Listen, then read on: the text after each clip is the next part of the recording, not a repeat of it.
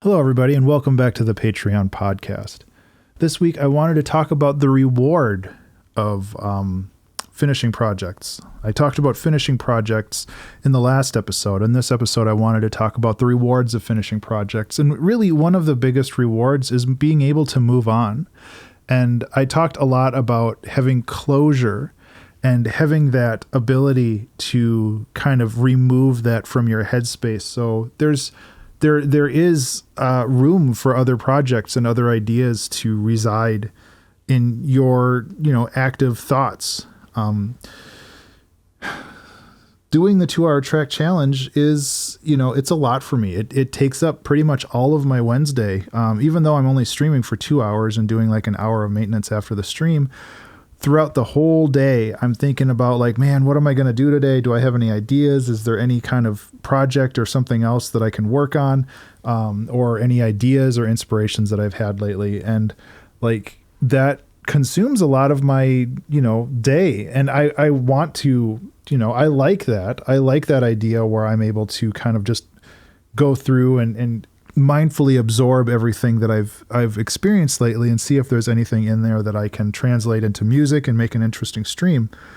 But it does consume a lot of my time, and that doesn't always allow me to focus on growth in other areas when it comes to music. There's a lot of times where I'm streaming and I have an idea, but I don't know how to execute it, or I don't have the knowledge for music theory for me to do a certain thing, and I don't have the time to sit down and learn it, or with sound design. Sound design's another big one too. And I don't have the time to sit down and learn the thing because I have a clock ticking down. And, that whole deal is a big problem for me, where I feel like I've grown a lot during the challenge, but there's so many things that I still need to learn. And I don't have the time to learn them while I'm streaming. And when I'm not streaming, I'm so busy with other stuff. So like my stream time should be more flexible and more varied. And that's what I'm planning on doing in the future after the 2-hour track challenge is done, to try new things, try to learn how to deconstruct other songs and learn more sound design stuff, and learn more music theory, and try to grow as a musician in ways beyond just having an idea, because I definitely can have ideas now, but I'd love to learn more dynamic ways of expressing those ideas rather than just kind of the first thing that comes to mind, because that's all I've got time to do. So yeah, so that's the whole thing, right? Where you finish a project and that project's done, and it evaporates from your mind, from your headspace, and you're able to fill that space with another project. And I know there are people out there that can multitask really well, and I am not one of them, honestly. I thrive on focusing down one project at a time, and then I can move on to the next thing. But like, I think that it's really important to have that ability to say something is done, to know when something is done, and then to put it out there. And then once it's out there, you can let that kind of move on in your mind, because it's out in the world now. It's not your baby anymore. It's just like it's art that was released online. And I think that that's so valuable when it comes to just being able to move on and go on to the next thing, because there have been projects. I mean, most recently, the Let the World Forget Us album was something that I started, 2021? And I stalled out on that album release, and I couldn't finish it in time because it was the November album, and I didn't finish it to the level of quality that I wanted.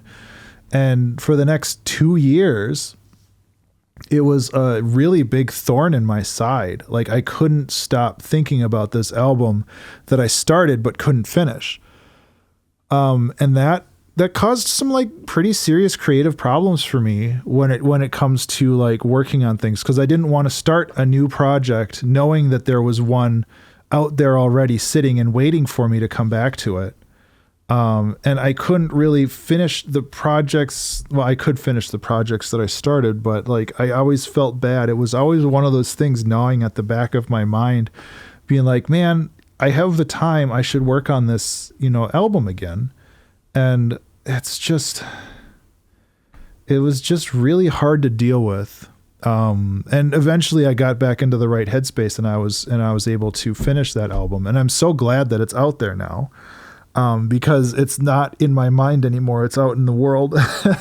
So I'm able to think about other things. And currently I'm working on finishing up Cozy, which is a much smaller album. That's, 6 songs, and 4.5 of them are, or 4 are done, and 1 started, and the other one's kind of nebulous.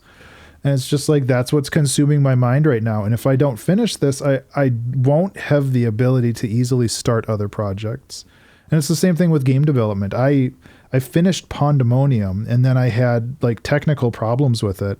And I struggled very hard to start any other large projects, game projects, because Pandemonium wasn't, in quotes, done, because people were having technical issues with it. Until I essentially made that game free and was put out like an apology letter being like, I don't know how to fix this problem. I'm so sorry. Which people mostly downloaded the game for free anyway, so it's not that big of a deal. But like, until I was able to mark that project as done, whether it was like completed or in that case abandoned, like I couldn't move on mentally. And being able to finish something and know when something's done and then move on from that is such a great skill to have, and something that you should really learn. Because if your mind is stuck on something and you really want something to be done, you just have to go do it, or you have to find a way to put it out there in whatever released state that you have. Because with my discography, or even with the Orphans album that I released recently, where it's just like there's so many projects that weren't really, they were finished and they were done, and I knew they were done, but they were never released, and they never had like an official, they didn't have their day in the sun or anything like that. They were just like moldering on my hard drive. And it's like, I want people to hear these. I want people to know that they existed and I worked on these projects, because some of these songs are really cool.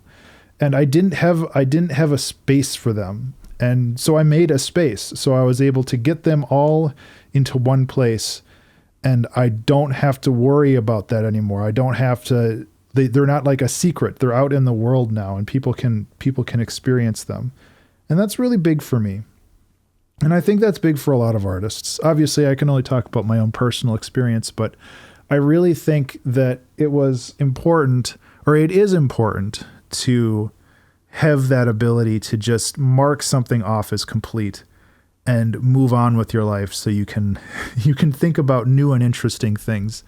And it's scary. I don't know where I'm going to end up after the 2-hour track challenge is done. I have thoughts I have thoughts on what streams I want to do, like kind of different themes and different ways of approaching music creation. And hopefully some of those pan out, but I don't know what's going to happen. And really, that's scary. And hopefully things turn out okay. I'm sure they will. But yeah, I guess that's pretty much it. I just really want to make sure that and I want to, I basically want to assure you that it's okay to finish a project, and it's okay to move on from it. I understand that some people have like their life's work, and I feel that in many ways the 2-hour track challenge, that project as a whole, was my life's work, or at least for my 30s and early 40s. And it really meant a lot to me, and I know that I grew quite a bit from it as well. And I have signposts all along the way for that whole project to show my growth and to show like where I started and where I ended up. And that's really important and valuable to me. So yeah, if I think that the takeaway from these last 2 episodes is to look at the projects that you currently have on your plate and ask yourself, are these done? And if they're not done, ask yourself, what do I need to do to finish them, to make them to a point where I'm happy with it. And when they are done, how am I going to get those into the world and out of my mind? Because once they are off your mind, it's so much easier to move on to another project. And I really hope that you take away that knowledge, and that you take away that that kind of impulse to give it a try, because it'll really help you. And I don't say that it'll change your life lightly, but I think that if you do focus on like how to get things complete and then how to get things out into the world, it could really genuinely change your life. It did for me in a lot of ways.